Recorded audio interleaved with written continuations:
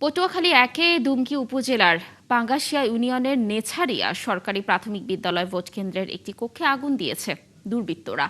মঙ্গলবার রাত 8:30টায় কে বা কারা আগুন লাগিয়েছে তা এখনো জানা যায়নি। আগুন দেখে এলাকার লোকজন নেভানোর চেষ্টা করে রাত 9:15টার দিকে পানি দিয়ে আগুন নিয়ন্ত্রণে আনে। এতে একটি কক্ষের বেঞ্চ ও টিনের বেড়া আংশিক পুড়ে যায়। সহকারী শিক্ষক ওবায়দুল হক জানান, কে বা কারা আগুন লাগিয়েছে তা এখনো জানা যায়নি, তবে বেশি ক্ষতি হয়নি। নিচের একটি রুমে টায়ার জ্বালিয়ে আগুন লাগিয়ে দেয় বলে জানান তিনি।